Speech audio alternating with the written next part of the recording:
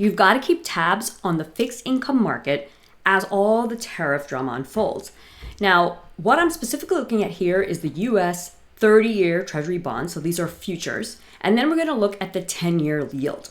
So if you're new here, I'm Hima Reddy. It's price action, market timing, that's the bottom axis of your chart, and momentum, my favorite indicator being the RSI power zones to boost my trading and that of our tribes. So let's go ahead and look at some key levels that are showing up on bonds that I want you to monitor to help figure out, is the dumping of bonds really over that seems to have started with the April 2nd tariff news, or are we in clear territory?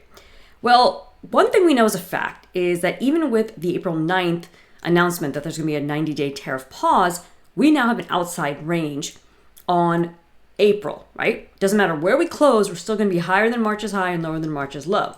Now, if I take this down to a monthly chart, that's still the case. Again, we have one more trading day this week, but I want you to look at something. Even though there's all this crazy news, check out how the bear resistance power zone and the bear support power zone have still been shaping the move since October of 2023 in a weekly chart, guys. And prior to that, April of 2023, which is exactly 2 years ago. So with that in mind, while the bear resistance power zone caps on the weekly, I don't think there's necessarily that much relief left for the bonds. Now, perhaps a little bit of a balance, but here's the problem, okay? With the pause announcement on the tariffs, we get a beautiful hammer candle, wonderful.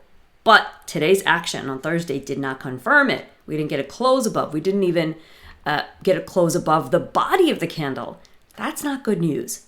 And when you take this down to a 60-minute time frame, so for all you swing traders out there, or perhaps intraday traders on bonds, the 60-minute chart is also suggesting that there's room for what I would call another drive lower, a third move to the downside. And here I'll give you a quick forecast. Here's the forecast. It's the intersection of this pink line and purple line. Now you can see we already came into the time for it. And the expectation was to trade all the way down to 108 or 109.28.32. Now that didn't happen. So really what you need to look at on the intraday chart is the support that's holding everything in place. And that is from the late hours on Wednesday, April 9th, the 112.29.32. All right. Very, very important support on bonds. If it breaks, then I think there's still a pathway towards this 110 area. Now let's look at the yields. This is the monthly chart of the 10-year yield.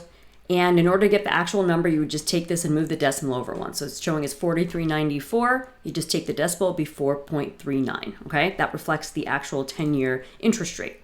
Now, this is the opposite of the bond futures chart. That makes sense because of the relationship between bonds and their yields.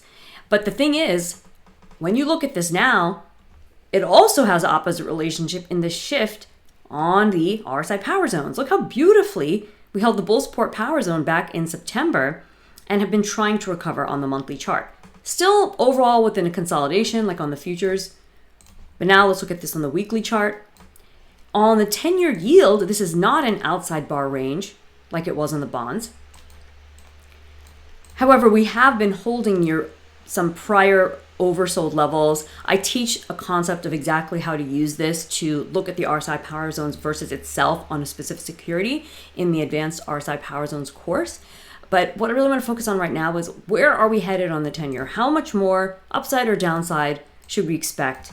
And especially while I'm out at a destination Indian wedding for the next few days, I will come back and go over this and more at our special Wednesday, April 16th All Tribe Group Coaching. So if you're not on my email list, now's your chance to join because that's how you get the invite. So we'll cover bonds, we'll cover foreign currency, we'll cover Bitcoin, anything you want as the drama unfolds. But what I want to look at here is where might this head over the next few days?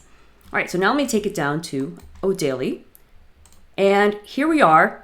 This is telling a very similar story to what the bonds are saying, except to the opposite direction. So I'm going to go down to 60-minute in a second.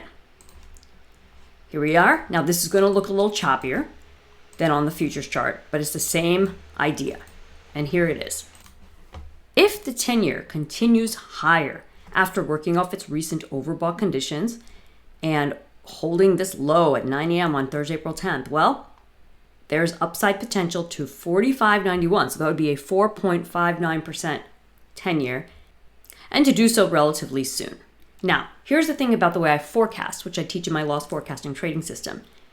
The forecast can miss or it can happen at a different time than expected, but I teach you how to account for that. So even though there's more time being taken up by this cycle, the overall sentiment is still suggesting further upside. Now, if we see the 10-year fall back and get below 4.275, 42.75 on the TNX.X chart, that would be a little bit of relief that yields might be coming back down, and I'd watch for a return to 41.64 initially and then monitor from there. This is very much a trader's market, if you will, okay? This is not a great time to swing trade. Doesn't mean there's not opportunities, but these are the conditions where you really got to check in the day-to-day and look at how I went down to a 60-minute chart. That's the time frame you got to check whether you're a day trader or swing trader. And it could be a variation. It could be a 240-minute chart. It could be a 120-minute chart. But the point is, get inside those daily candles, guys, to get some insights. So again, if you want to see the latest update on analysis of this market and any others and bring your Q&A, be sure to join our All Tribe Group coaching on Thursday or Wednesday, April 16th.